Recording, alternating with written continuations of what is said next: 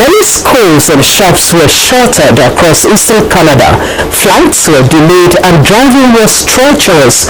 Canadians reveled in a major snowstorm. A winter storm started blanketing the capital, Ottawa, Wednesday evening, as well as major cities Toronto, Montreal, and Quebec City.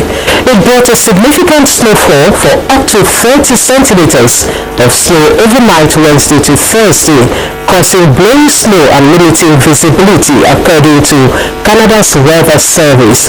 Airlines cancelled or delayed flights at Canada's largest airport in Toronto. According to weather officials, the average amount of snow falling in eastern Canada has been mostly trending down in recent years.